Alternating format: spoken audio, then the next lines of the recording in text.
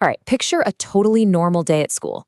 Bells ringing, kids in class, and then, out of nowhere, someone finds a 10-foot python in the school pantry. And no, I'm not making this up. This actually happened. And it tells us so much about the clash between our world and the wild.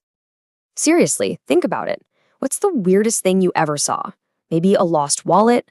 Or some gross science experiment left out over the weekend? Well, whatever you're thinking of, I can pretty much guarantee it's got nothing on what the students and staff at one school in India stumbled upon.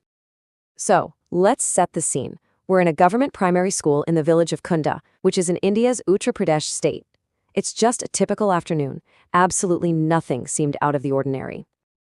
Everybody's just going about their business, The usual rhythm of a school day was just ticking along like always. But that routine was about to get shattered in a really, really big way.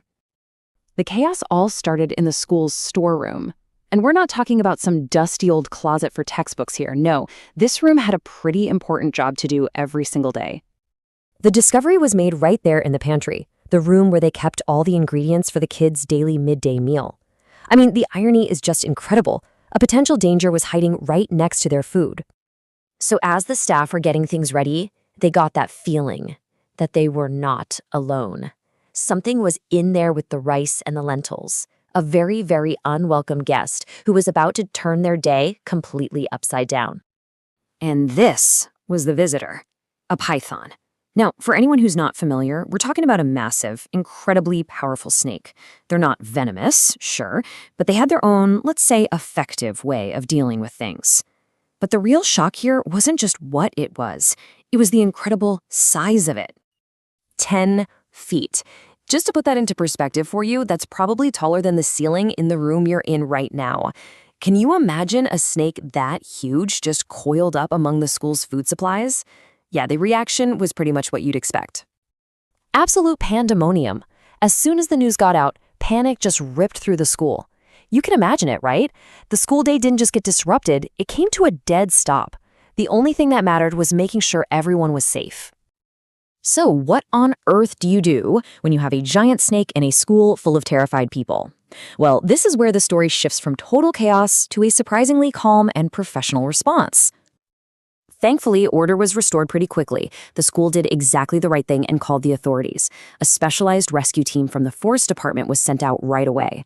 Their mission was simple: get the snake out safely and get it back where it belongs. Now, it was no easy feat, but these were trained professionals who knew exactly what they were doing. After a really careful operation, the huge python was secured and taken off the property. You can just imagine the massive sigh of relief from everyone there. But even after the python was gone, the whole incident left a pretty big impression on the community. The shock of it all brought up some really important questions and fears that couldn't just be ignored. People in the area started getting worried. Was this just a one-time freak event, or was it a sign of a bigger problem? Some folks said they'd been seeing more reptiles around in general, which suggests that as our towns expand, wildlife is getting pushed into closer and closer contact with us. This whole thing led to people demanding more regular inspections of the schools, just to make sure a surprise like this never happens again. So at the end of the day, this was way more than just a scary story. It was a real-life lesson, It's this startling reminder that line we draw between our world and the wild is actually a lot thinner than we think. And sometimes, it just disappears completely in the last place you'd ever expect, like a school pantry. And that leaves us with a really big question to chew on. As our communities keep growing, these kinds of encounters are probably going to get more and more common. So when these two worlds collide, who's responsible for adapting? Is it on us to build stronger fences and be more careful, or do we need to find better ways to coexist? Something to think about.